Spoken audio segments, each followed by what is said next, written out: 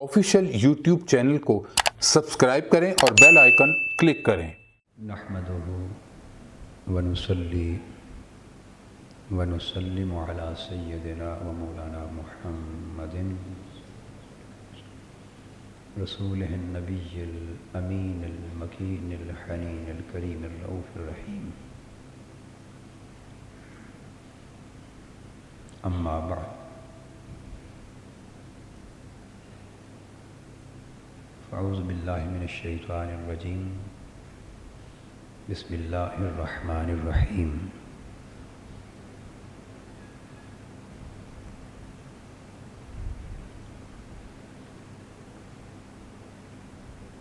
وَلَنَبْلُوَنَّكُمْ بِشَيْءٍ مِّنَ الْخَوْفِ وَالْجُوعِ وَنَقْصٍ مِّنَ الْأَمْوَالِ وَالْأَنفُسِ وَالثَّمَرَاتِ وَبَشِّرِ الصَّابِرِينَ الَّذِينَ إِذَا أَصَابَتْهُم مُّصِيبَةٌ قَالُوا إِنَّا لِلَّهِ وَإِنَّا إِلَيْهِ رَاجِعُونَ۔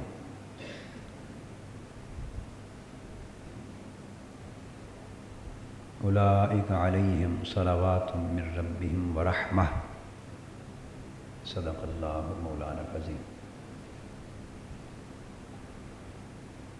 محترم مشائخ علماء کرام اور معزز خواتین و حضرات،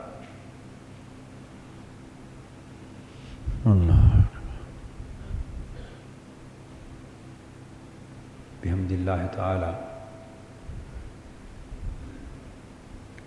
نیا سال ماہ محرم سے شروع ہو چکا ہے۔ میری مراد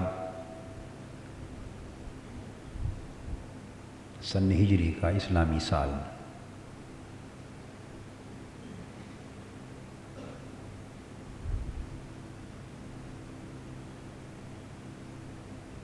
اسلامی تاریخ کے سال کا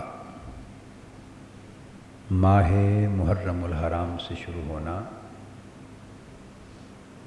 اور اس سال کا ماہ ذی الحج پہ ختم ہونا، اس بات کی ایک علامت ہے کہ اسلامی زندگی کا سفر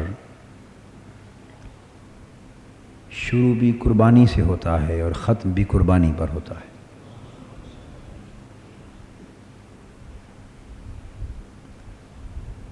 گویا مسلمان کی ساری زندگی کا سفر قربانی سے ہی عبارت ہے۔ محرم الحرام امام عالی مقام سیدنا امام حسین رضی اللہ تعالی عنہ کی شہادت اور خانوادہ نبوت و رسالت کے اور ان کے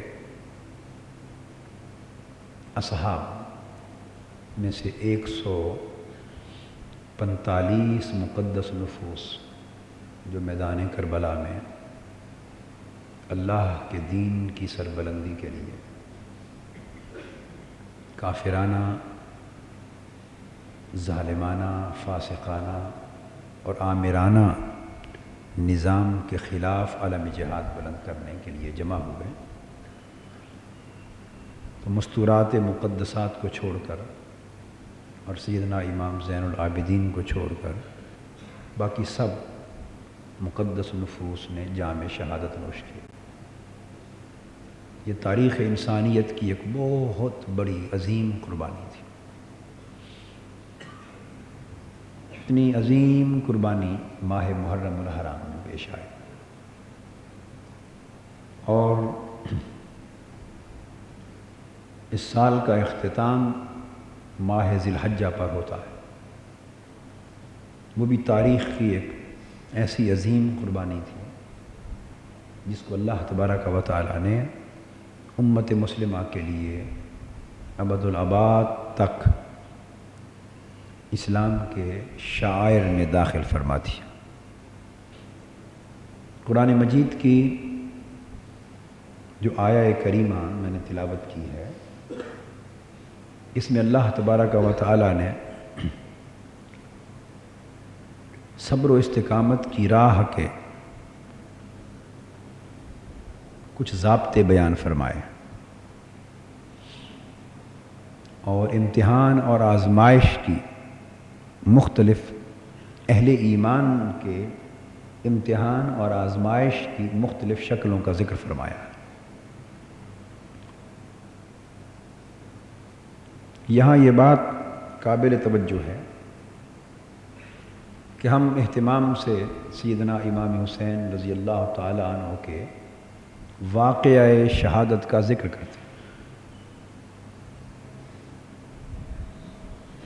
اسی طرح بعض دیگر صحابہ کرام ان کے واقعات شہادت کا بھی ذکر ہوتا ہے۔ سوال پیدا ہوتا ہے کہ کسی کے واقعہ شہادت کے ذکر کی اہمیت کیا ہے، کیوں کرتے ہیں؟ اس کے کئی پہلو ہیں۔ بعض لوگ واقعہ کربلا کو اور واقعہ شہادت امام حسین علیہ السلام کو محض تاریخی واقعات میں سے ایک واقعہ سمجھتے ہیں۔ وہ سمجھتے ہیں جس طرح بہت سے واقعات لوگوں کی شہادتوں کے، مظالم کے، آفات و بلیات کے، مصائب کے، آلام کے پیش آئے، ان میں سے ایک واقعہ یہ بھی ہے، اور وہ اسے محض ایک تاریخی واقعہ تصور کرتے ہوئے اس کے بیان کو زیادہ اہمیت نہیں دیتے، بلکہ ایک رجحان ایک عرصے سے یہ پیدا ہوتا چلا جا رہا ہے کہ واقعہ شہادت امام حسین کا بیان عمداً شعوری طور پہ ترک کیا جانے لگا ہے، اور لوگوں کے ذہنوں میں یہ تأثر پیدا کرنے کی کوشش کی جا رہی ہے کہ گویا واقعہ کربلا کا ذکر کرنا، شہادت امام حسین کا ذکر کرنا، یہ شیعیت کی طرف رغبت ہے، یہ شیعیت کی طرف رغبت، یعنی یہ اہل تشیع کا کام ہے کہ وہ کربلا کے واقعے کو بیان کریں اور شہادت امام حسین کو بیان کریں، اور ادروائز اس واقعہ کربلا کو، واقعہ شہادت کو بیان کرنے کی کوئی دینی اہمیت نہیں ہے۔ یہ ایک تأثر ہے ذہنی، اور ایک رجحان ہے ذہنی اور فکری جو ایک عرصے سے لوگوں کے ذہنوں میں پیدا کیا جا رہا ہے۔ ایک تو اس نقطے کو واضح کرنا چاہتا ہوں، اور دوسری بات اس رجحان کا تھوڑا سا تجزیہ کرنا چاہتا ہوں۔ پہلی بات یہ ذہن نشین کر لیں، اگر آپ قرآن مجید کا مطالعہ کریں الحم سے والناس تک، تو قرآن مجید میں آپ کو مختلف قسم کے مضامین ملیں گے، مختلف۔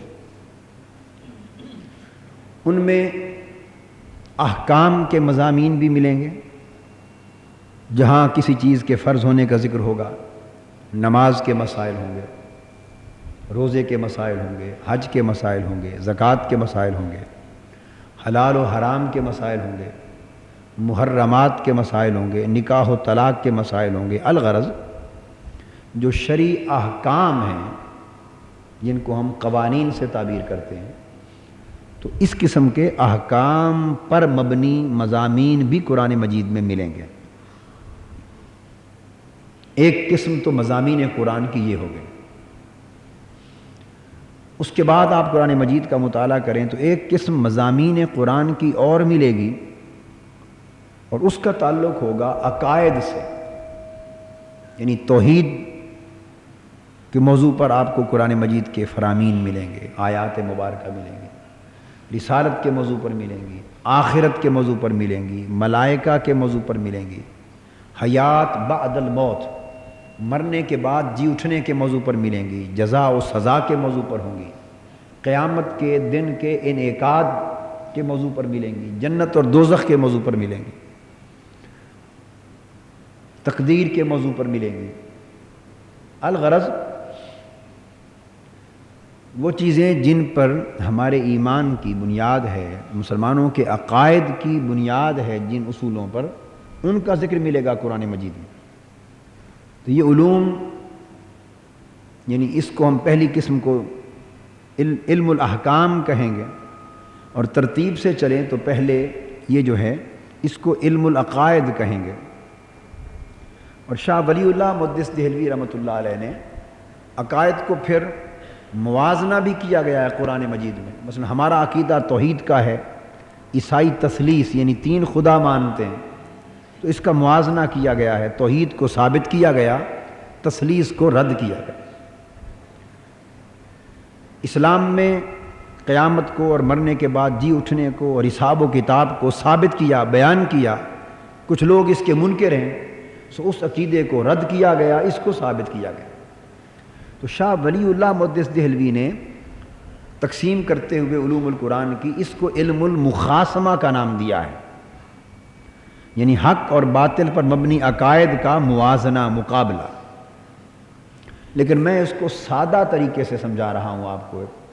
اگر سادہ انداز سے تقسیم کریں تو گویا یہ بات ہوئی کہ قرآن مجید کے مضامین میں سے ایک مستقل موضوع علم العقائد کا ہے، دوسرا مستقل موضوع قرآن مجید میں علم الاحکام کا ہے، جن میں مسائل کا بیان ہے، احکام شرعیہ کا بیان، جس کا ذکر میں نے پہلے کیا۔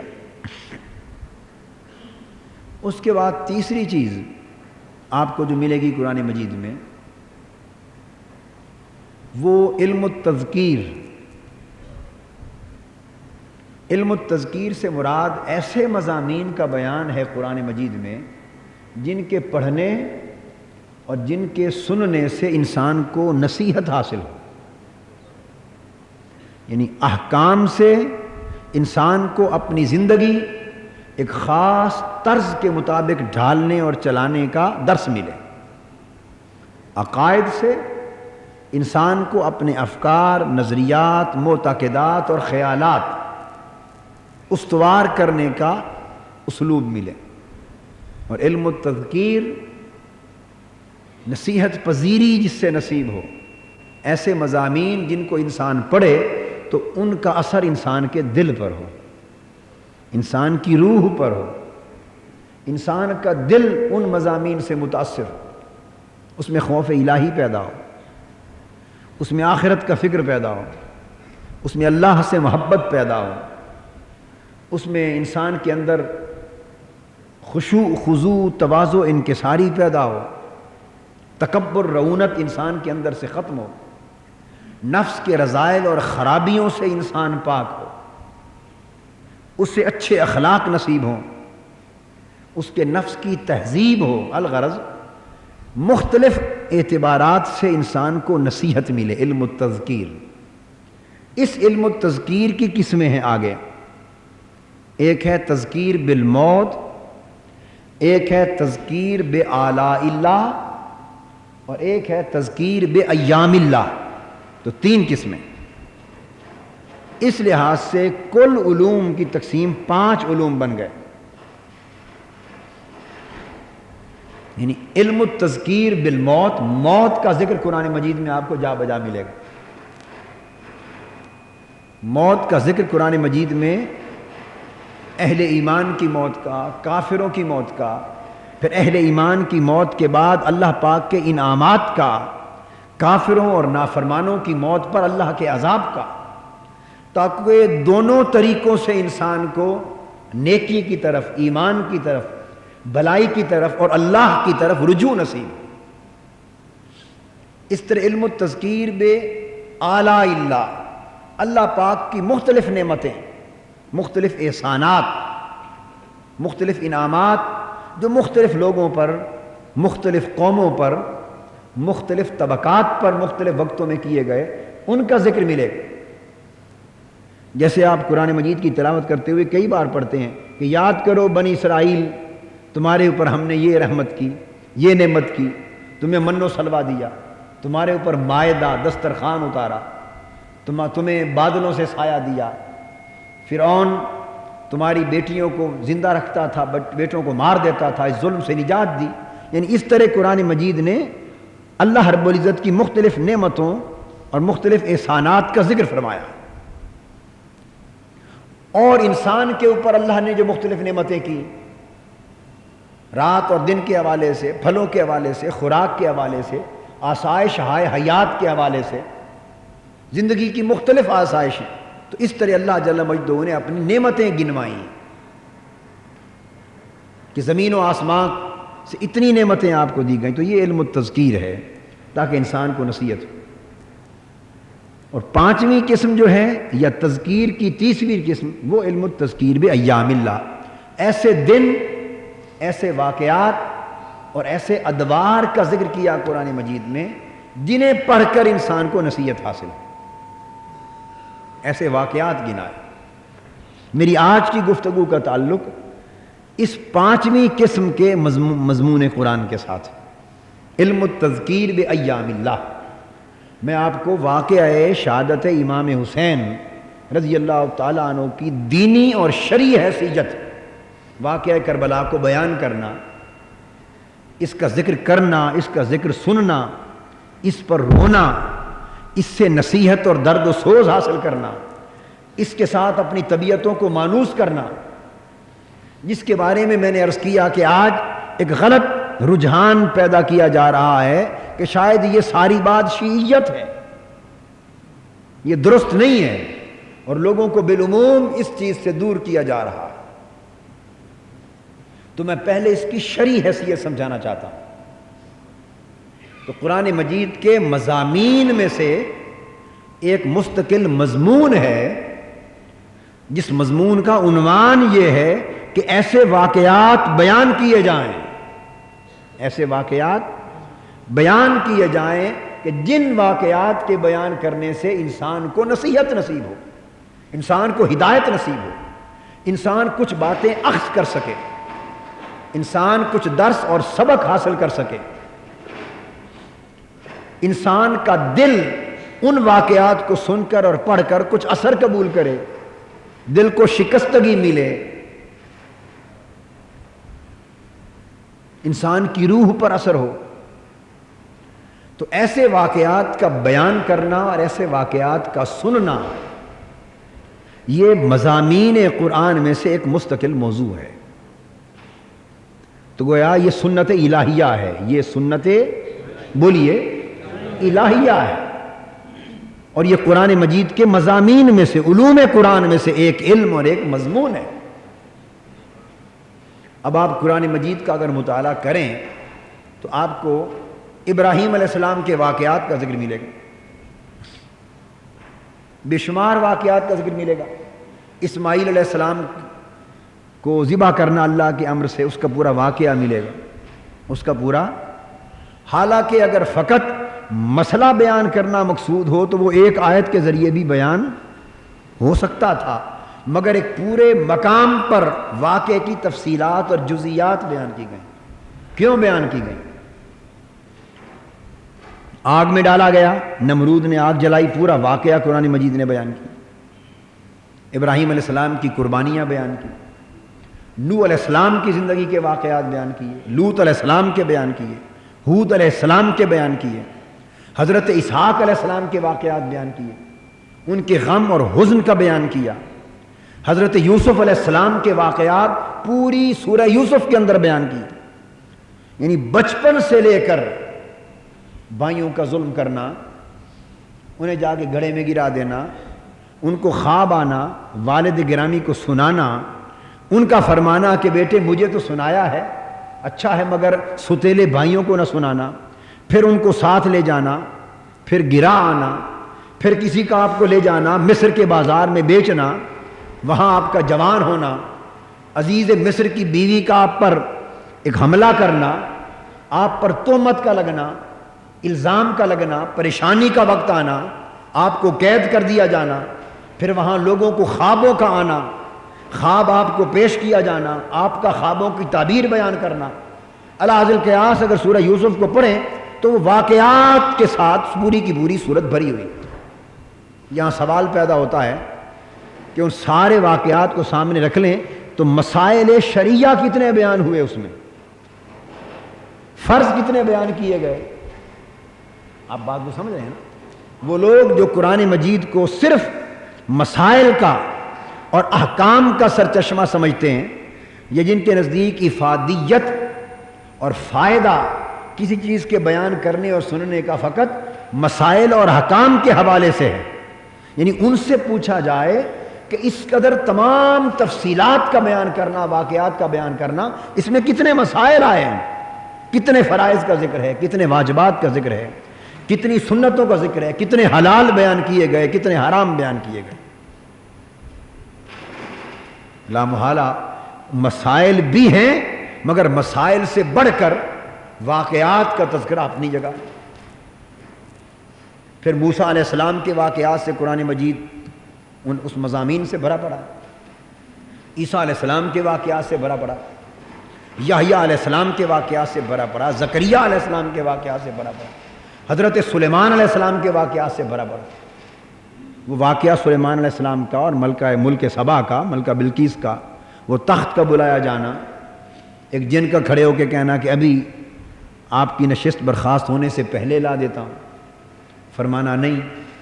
پھر ایک شخص کا کہنا جسے کتاب کا علم تھا کہ آنکھ جھپکنے سے پہلے لا دیتا ہوں، انا آتی کا بہی قبل ان یرتد الیک طرفک۔ اور پھر فلما رآہ مستقرا عندہ قال ھذا من فضل ربی، آنکھ جھپکی تو تخت سامنے تھا۔ سوال یہ ہے کہ اس واقعے کے بیان کرنے سے کتنے مسائل ملے آپ کو؟ آپ بات کو سمجھیں نا؟ کتنے فرائض ملے، کتنے احکام حلال اور حرام کے ملے، کتنے تفصیلات مسائل شریعہ کی ملی۔ میں نے آپ کو چند مثالیں دی ہیں، داؤد علیہ السلام کے واقعات ہیں۔ صرف نقطہ یہ سمجھانا چاہتا ہوں کہ قرآن مجید کو یا کسی بیان کو صرف اس نقطہ نظر سے پڑھنا یا سننا کہ وہی چیز مفید ہے اور وہی چیز شریعت میں ہے اور وہی چیز اسلامی ہے جس میں احکام کا بیان ہو، مسائل کا بیان ہو، حلال و حرام کا بیان ہو، یہ دین کے حوالے سے انتہائی تنگ نظری بلکہ کج نظری، بے بصیرتی۔ تو قرآن مجید کے مضامین ہیں متنوع، علوم ہیں، ان میں سے ایک مستقل مضمون واقعات کا بیان ہے۔ بولیے کیا؟ واقعات کا بیان۔ آپ اس پورے کے پورے واقعے کو پڑھتے ہیں، سنتے ہیں، اور اس میں کئی نصیحتیں آپ کو ملتی، کئی مقامات پر آپ کے دل پر چوٹیں آتی ہیں۔ اس واقعے کو پڑھتے چلے جاتے ہیں اور بار بار پڑھتے ہیں، اور ہر بار ہر مقام پر کوئی ایک ضرب ہلکی سی دل کو لگ جاتی ہے، کہیں ایک چھوٹا سا آپ کو ندا آ جاتی، جھنجھوڑ دیے جاتے ہیں آپ۔ کئی بار دل کو ایک خاص نقطے پر آ کر ایک نصیحت مل جاتی، کئی بار آنکھیں چھلک پڑتی، کئی بار دل رقیق ہو جاتا ہے، کئی بار ایک اندر درد اور سوز کی ٹیس اٹھتی، کئی بار ان واقعات سے نصیحت ملتی ہے، کئی بار ان واقعات کے بیان سے کوئی درس ملتے ہیں، کبھی کچھ مسائل آ جاتے ہیں، کبھی ضمناً احکام آ جاتے ہیں، کبھی صاحب واقعہ کی عظمت آپ کے ذہن پر آشکار ہوتی ہے۔ الغرض ہزار ہا حکمتیں ایسی ہوتی ہیں جو ایک واقعے کی تفصیل سے آپ کو میسر آ جاتی ہیں۔ تو یہ چیز میں نے آپ کو اس لیے بیان کی کہ جس طرح قرآن مجید کے نازل ہونے سے پہلے کے جو دور گزرے، نزول قرآن سے پہلے جو دور گزرے، جو انبیاء علیہ السلام گزرے، اصحاب کہف لے لیں، وہ انبیاء بھی نہیں تھے، اصحاب کہف انبیاء بھی نہیں تھے، غیر نبی تھے، وہ 7 لوگ نکلے، اولیاء تھے، صلحاء تھے، مومنین تھے، صاحبان اخلاص تھے، نکلے، ان کا کتا ان کے ساتھ ہو لیا۔ اب میں پوچھتا ہوں کہ ان کا کتا ان کے پیچھے چل پڑا، اس قرآن مجید کی آیت کے بیان سے کتنے مسئلے ملے آپ کو؟ قرآن بیان کر رہا ہے، اور وہ غار میں جا کر لیٹ گئے، وَقَلْبُهُمْ بَاسِطٌ ذِرَاعَيْهِ بِالْوَسِيدِ، اور قرآن کی آیت ہے کہ ان کا کتا اپنی ٹانگیں بچھاڑ کر اس طرح ان کی غار کے دہنے پر بیٹھا ہوا ہے۔ اب کتے کے انداز نشست کو بیان کیا قرآن نے۔ آپ اور میں کبھی کوئی واقعہ بیان کریں اور بیان میں کتے کے بیٹھنے کا ضمناً ذکر آ جائے تو ہم بھی ضرورت محسوس نہیں کریں گے کہ کتا کس طریقے سے بیٹھا ہے، اس کی نشست کے انداز کو بیان کریں، اسے چھوڑ جائیں گے اپنے بیان کے اندر۔ درست ہے یا نہیں؟ چھوڑ جائیں گے۔ مگر قرآن مجید باسطن ذراعی بالوسید، کتے کے بیٹھنے کے انداز کو قرآن بیان کر رہا ہے۔ تو وہ لوگ جن کی نظر قرآن مجید کے مضامین کی وسعتوں اور حکمتوں پر نہیں، اور جو تنگ نظری کے ساتھ معاملات کو دیکھتے اور فیصلہ کرتے ہیں اور جٹ فتویٰ لگا دیتے ہیں دوسرے پر، انہیں سوچنا چاہیے کہ اس اصحاب کہف کے اس واقعے کے بیان میں اور کتے کے اسلوب نشست کے بیان میں کیا حکمت ہے۔ اور پھر قرآن کو پڑھیے، قرآن مجید اصحاب کہف کی تعداد بیان کرتا ہے، کہتا ہے بعضوں نے کہا کہ وہ 4 تھے اور 5واں ان کا کتا تھا، کبھی کہا وہ 5 تھے 6واں ان کا کتا تھا، کبھی کہا وہ 6 تھے 7واں ان کا کتا تھا۔ بھئی میں سوال کرتا ہوں، کیا ضرورت ہے یہ کہنے کی 4 تھے 5واں کتا تھا؟ آپ کبھی اس طرح بیان کرتے ہیں؟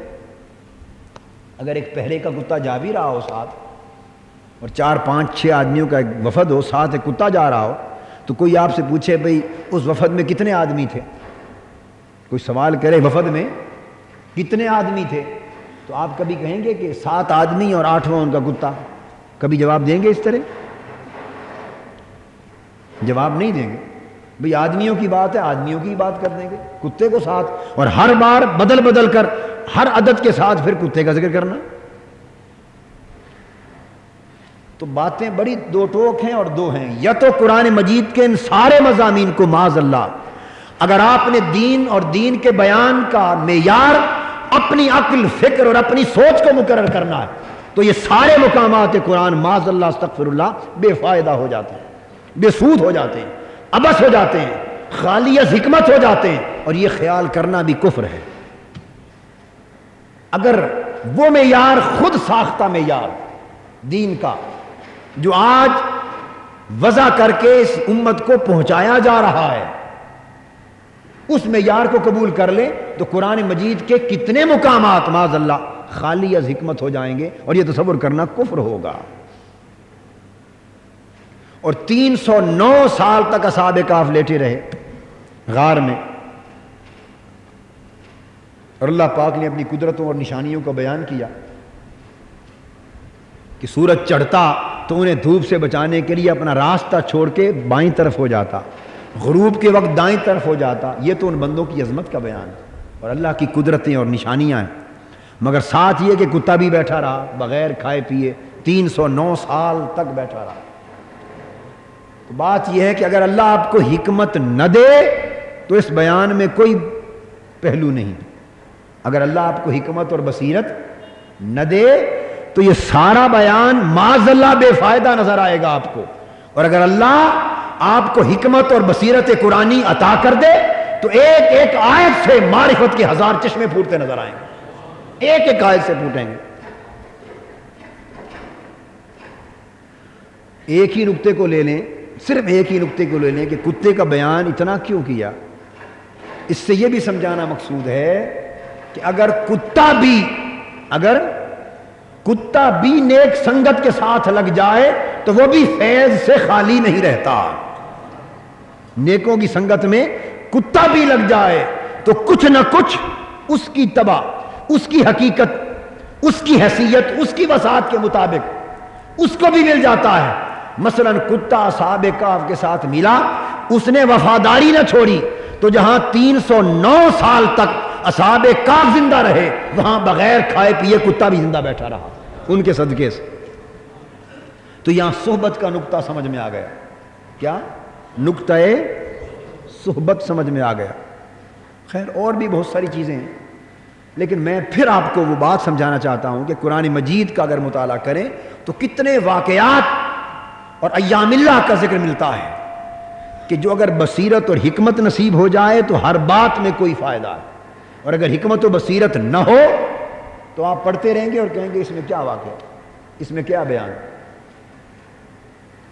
تو عرض یہ کرنا مقصود ہے کہ جس طرح قرآن مجید نے پہلے دور کے واقعات کا ذکر کیا، یہ قرآن کی سنت ہے، تو جو واقعات قرآن مجید کے بعد پیش ہوئے ان کی آیتیں تو قرآن میں نہیں اترنی تھی نا۔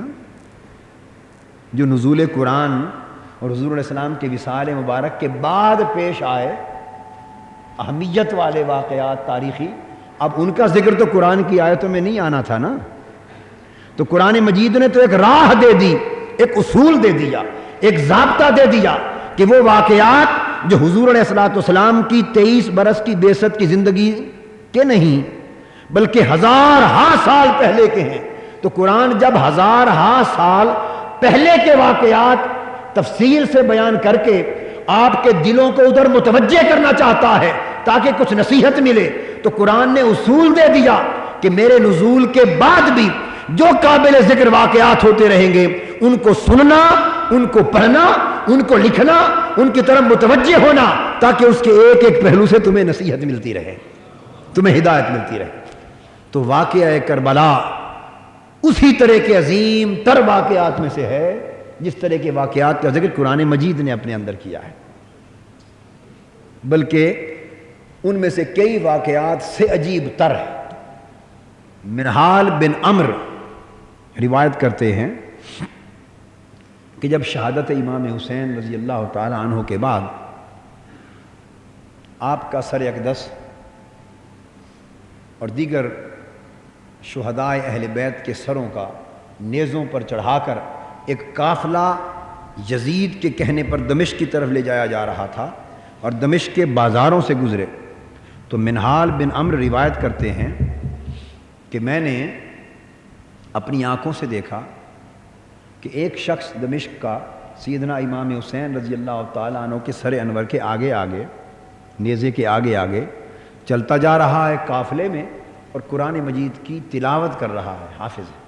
اور جب وہ اس مقام پر پہنچا ان اصحاب الکہف والرقیم کانوا من آیاتنا عجبا، کہ اصحاب کہف اور اصحاب رقیم کے واقعات ہماری بڑی عجیب نشانیوں میں سے ہیں۔ جب اس مقام پر پہنچا، یہ وہ واقعات ہیں جن کا ذکر قرآن میں آیا، تو فانطلق اللہ الرأس فقال اعجب من اصحاب الکہف قتلی وحملی، جب اس کی یہ آواز آئی تو سیدنا امام حسین رضی اللہ تعالیٰ عنہ کے سر انور کو اللہ نے زبان عطا کی اور آپ کا سر انور بول اٹھا دمشق کے بازار میں کہ اصحاب کہف اور اصحاب رقیم کے واقعات پہ تعجب کرنے والوں، وہ واقعات عجیب ہیں، حق ہے، مگر نواسہ مصطفیٰ حسین ابن علی کے سر کا قلم کیا جانا اور نیزے پر چڑھا کر دمشق کے بازاروں میں اسے لے کے چلنا، یہ اصحاب کہف کے واقعے سے بھی کہیں عجیب تر ہے۔ تو گویا آپ نے یہ بات واضح کر دی کہ یہ واقعہ ان گزرے ہوئے واقعات سے کم عجیب نہیں ہے۔ تو یہ دینی اہمیت ہوئی، واقعہ کربلا ہو یا دیگر اکابرین کے ایام، ان کے واقعات شہادت، ان کے تذکرے، اولیاء کرام کے صلحاء کے تذکرے، ان کی سیرت کے بیان۔ قرآن مجید کہتا ہے وَاذْكُرْ فِي الْكِتَابِ إِبْرَاهِيمَ إِنَّهُ كَانَ صِدِّيقًا نَبِيًّا، قرآن مجید میں ابراہیم کا ذکر پڑھ، ابراہیم کا ذکر پڑھ، وہ بڑا سچا اور اللہ کا نبی تھا۔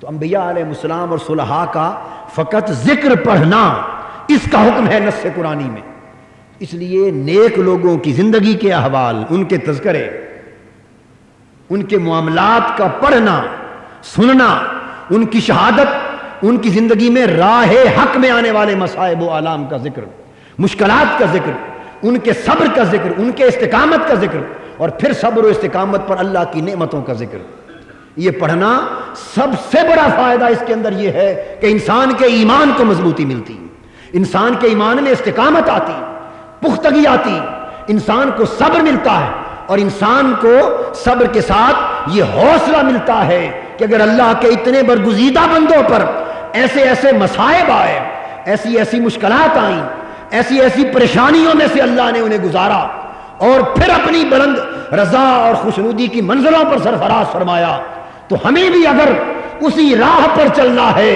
تو ہمارا راستہ بھی اسی طرح صبر اور ابتلاء کا راستہ ہوگا۔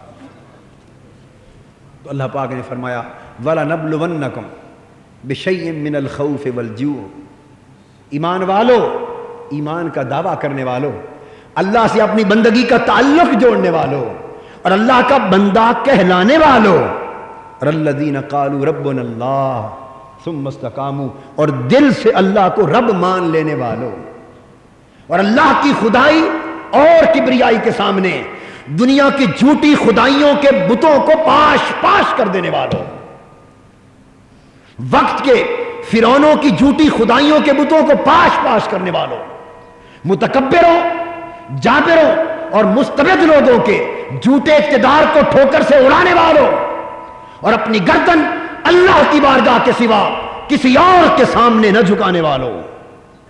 یہ ہے اللہ پر ایمان لانا، یہ اللہ کو رب ماننا، یہ ہے اللہ کی بندگی کا پٹا گلے میں ڈالنا. تو فرمایا کہ اس طرز کی زندگی کی بات کرنے والوں سن لو، اگر اللہ سے اپنی بندگی کا تعلق قائم کر لیا ہے تو پھر چاہیے، اللہ بھی چاہتا ہے کہ تمہاری بندگی کے بھانڈے کو خوب ٹکور لے. تم بازار جاتے ہو نا، کوئی برتن خریدتے ہو مٹی کا، یہ دیہاتوں میں چھوٹے شہروں میں پنجابی میں سانک کہتے ہیں. کیا کہتے ہیں؟ سانک، جس میں آٹا گوندتے ہیں. یا گھڑا خریدتی ہیں عورتیں پانی کے لیے، لسی رکھنے کے لیے، مٹکا. تو آج بھی عورتیں کیا کرتی ہیں جب خریدتی ہیں، 5, 10, 20 روپے کی چیز ہے، صرف 5, 10, 20 روپے کی چیز ہے، کوئی زیادہ پیسہ بھی نہیں لگتا، مگر اسے ہر طرف سے پکڑ کے نا گھما گھما کر اس کو اس طرح ٹھکورتی، گھما گھما کر اوپر سے نیچے تک ٹھکورتی ہیں، اور آواز سنتی ہیں کہ کہیں روتا تو نہیں، آئے آئے، کہیں روتا تو نہیں، کہیں سے ٹوٹا ہوا تو نہیں، کہیں سے کچا تو نہیں. ایک جگہ سے بھی آواز آ جائے نا، ایک جگہ سے بھی آواز آ جائے جس سے درار محسوس ہو، تو 10 روپے بھی خرچ کرنے کو جی نہیں کرتا، آدمی برتن واپس کر دیتا، کہتا نہیں بھی پکا نہیں ہے. ارے تم مٹکا، گھڑا، سانک خریدو اور 10-20 روپے سے خریدو تو تم ٹھکور کے خریدو، اچھی طرح جائزہ لے کے خریدو، اور اگر کچی چیز نظر آئے تو لوٹا دو. تو رب تو اپنی آخرت کے بدلے تم سے تمہاری جانوں کا سودا کر رہا ہے. وَمِنَ النَّاسِ مَن يَشْتَرِي نَفْسَهُ ابْتِغَاءَ مَرْضَاتِ اللَّهِ. ایسے بندے ہیں جن کی جانیں اللہ خرید رہا ہے، جن کی جانیں اللہ خرید رہا ہے. اور تم تو برتن خرید کر 20 روپے دے رہے ہو نا، وہ تمہاری جانیں خرید کر اپنی رضا دے رہا ہے، اپنی رضا دے رہا ہے، خوشنودی دے رہا ہے، اپنا قرب دے رہا ہے، اپنا فضل دے رہا ہے، اپنا وصال دے رہا ہے. ارے تمہیں خرید کر وہ اپنا آپ تمہیں دے رہا ہے، تمہیں اپنا بنا رہا ہے اور خود تمہارا ہو رہا ہے. تو جہاں ایسا سودا ہو، ایسا سودا ہو، تو وہ کیوں نہیں ٹھکورے گا؟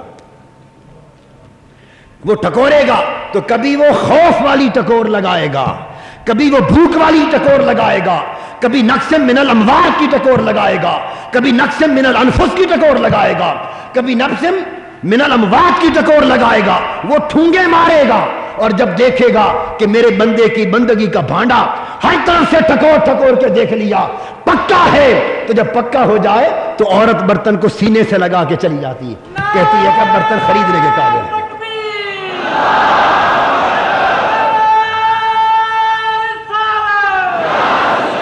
پھر گھڑا،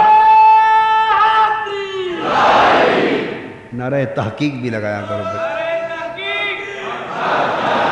تو جب وہ برتن بالکل ہر امتحان پر پورا اترے نا، ہر امتحان پر، تو آپ کبھی دیہاتوں میں جائیں دیکھیں، پھر وہ اپنی بغل میں لے لیتی ہے. اور کہاں؟ بغل میں لے کے چل دیتی ہے کہ قبول کر لیا اسے. تو مولا کریم نے بھی اپنی رضا کی بغل میں لینا ہے بندے کو، اپنی رضا کی بغل میں لینا ہے، اپنی رضا کے سینے سے لگانا ہے، اپنا کرنا ہے. تو اپنا بنانے سے پہلے وہ ان سارے امتحانات کی سان پر چڑھا کر پرکھتا ہے، بٹیوں پر چڑھا کر کبھی بھوک دیتا ہے، کبھی خوف و ہراس میں ڈالتا ہے، اور ڈال ڈال کے، یہ اس کے انداز ہیں، وہ پھر دیکھتا ہے بندہ میرا اب کس حال میں. بھوک دے دے کر، بھوک کی سان پر چڑھا کر پھر تکتا ہے کہ بندہ اب بھی مسکراتا ہے یا شکوہ کرتا ہے. جب کھانے کو بہت کچھ دیتا تھا تو ڈکار مار کے کہتا تھا الحمدللہ مولا تیرا شکر ہے، تو کھا کھا کر تو شکر کرتا تھا، اب بھوک میں رہ رہ کر بھی اسی طرح مسکرا کے میرا شکر ادا کرتا ہے یا نہیں. پھر خوف و ہراس دیتا ہے. وہ جب نعمتیں تھیں، آسائشیں تھیں، رونقیں تھیں، سہولتیں تھیں، کوئی خطرہ نہ تھا، تو ہر وقت کہتا تھا واہ اللہ واہ اللہ، اللہ اللہ کرتا تھا، تسبیحاں پڑھتا تھا، خوش رہتا تھا. اب ذرا خوف و ہراس میں ڈال دو جان خطرے میں ہو، عزت خطرے میں ہو، مال خطرے میں ہو، جینا خطرے میں ہو، ہر طرف خوف و ہراس کا عالم ہو، تو پھر بیٹھ کر دیکھتا ہے میرے بندے کا چہرہ کہ اب چہرہ تمتماتا مسکراتا ہے یا گھبراتا ہے، اب راضی ہے یا شاکی ہے. تو یہ دوسری ٹھونگ لگاتا ہے. پھر اس کے بعد وَنَقْصٍ مِّنَ الْأَمْوَالِ وَالْأَنفُسِ وَالثَّمَرَاتِ، کبھی مال لوٹ لیتا، دینا بھی خود اور لینا بھی خود. تو کبھی دے کر آزماتا ہے، کبھی لے کر آزماتا ہے،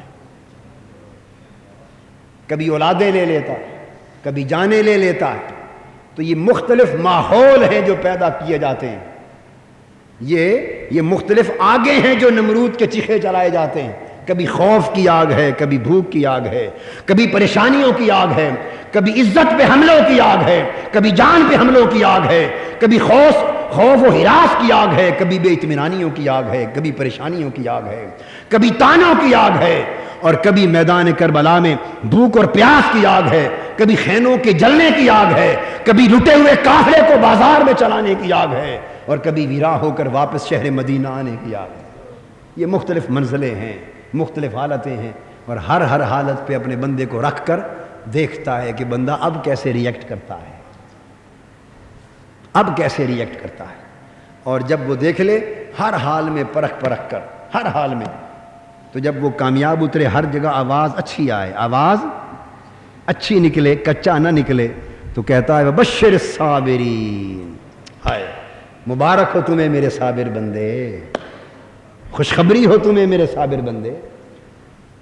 الذین اذا اصابتهم مصیبت قالوا انا للہ وانا الیہ راجعون. مبارک ہو تمہیں میرے صابر بندے، جب مصیبت آتی ہے تو کہتے ہیں ہم تو ہیں ہی اللہ کے لیے اور جانا ہی اللہ کی طرف. یہاں بندے اپنے امتحان میں کامیاب ہوتے ہیں. جب کامیاب ہوتے ہیں تو جواب آتا ہے اولئک الذین علیہم صلوات من ربہم. بندے یہ نہ سمجھ کہ صرف امتحان ہی امتحان ہیں، آزمائشیں ہی آزمائشیں ہیں، دکھ ہی دکھ ہیں. نہیں، انما العسر یسرا. تنگی آتی پھر فراخی آ جاتی، اور پھر کبھی تنگی آتی پھر فراخی آتی. اس لیے دو بار دہرایا انما العسر یسرا، انما العسر یسرا، تاکہ کوئی یہ نہ سمجھ بیٹھے کہ بس تنگی بھی ایک بار آئے گی اور فراخی بھی اس کے بعد ہمیشہ چلے گی. نہیں، فرمایا تنگی آئے گی، اس کے نتیجے میں فراخی آئے گی، درجات بلند ہوں گے، پھر سفر کے دوران چلتے چلتے پھر آزمائش کا دور آئے گا، پھر تنگیاں آئیں گی، پھر فراخیاں آئیں گی. تو یہ ایک سلسلہ ہے. جب رب چاہے گا کہ اڑا کے ہوا درجات کی ہوا سے بندے کو اور اونچا لے جائیں تو پھر مرحلے پیدا کر دے گا آزمائشوں کے، اور بندہ گزرے گا تو سالوں کا سفر دنوں میں طے ہو چکا ہوگا. اولئک علیہم صلوات من ربہم ورحمہ. تو جب ان مرحلوں سے انسان کامیابی سے گزرتا ہے تو فرمایا پھر ہم اس کے اوپر اپنی درودوں کی بارش کرتے ہیں. سبحان اللہ. صلوات من ربہم، اپنی درودوں کی بارش کرتے ہیں، رحمتوں کی بارش کرتے ہیں، برکتوں کی بارش کرتے ہیں. یہ سب صلوات کے معنی ہیں. اپنی قربتوں کی بارش کرتے ہیں، اپنے انعامات کی بارش کرتے ہیں، اور بلندی درجات کی بارش کرتے ہیں، اور بلندی ذکر کی بارش کرتے ہیں. اس کا ذکر اونچا کرتے ہیں، اسے قرب اور عطا کرتے ہیں، بلندی دیتے ہیں، اپنی رحمت اس پر نچھاور کرتے ہیں، اور صلوات بھیجتے ہیں، یعنی ہم وقت اس کا ذکر کرتے ہیں. ورحمہ، اور اپنی رحمت کی خیرات دیتے ہیں. وَأُولَٰئِكَ هُمُ الْمُفْلِحُونَ. اور یہ سارا کچھ محتدون، اور یہ سارا کچھ دے کر پھر اسے آخری درجہ ہدایت کا دیتے ہیں. اور وہ کیا کہ بازو سے پکڑ کر اسے منزل مراد پر لا کر کھڑا کر دیتے ہیں. اولئک هم المہتدون. یہ ہدایت کا آخری درجہ ہے. یہ صلوات اور رحمتوں سے گزار کے بالآخر کیا کرتے ہیں؟ اپنے دستے قدرت سے اس کا بازو پکڑتے ہیں، کہتے ہیں بندے تو نے میری خاطر سب کچھ لٹا دیا، آ میں تجھے اپنے ہاتھ سے پکڑ کے منزل مراد پر کھڑا کر دیتا ہوں. تو یہ ایمان اور استقامت کا سفر ہے. خیر اس واقعے کی طرف تو نہیں آ سکا، وقت خاصا گزر گیا. بنیادی نقطہ جو میں ایک سمجھانا چاہتا تھا وہ بیان ہوا، اور دوسرا جو موجودہ ذہنی تناظر کے حوالے سے تھا کہ کیوں اس ذکر کے بیان سے ذہنوں کو ہٹایا جا رہا ہے، اس کے اسباب و محرکات کیا ہیں، اس پر گفتگو کا وقت نہیں رہا. پھر انشاءاللہ اگلا موقع جب آئے گا، اگلے جمعۃ المبارک کو یا جب بھی، اور اللہ کو منظور ہوا تو اس پر بیان کروں گا. وما علینا الا البلاغ. شیخ الاسلام ڈاکٹر محمد طاہر القادری کے آفیشیل یوٹیوب چینل کو سبسکرائب کریں اور بیل آئیکن کلک کریں۔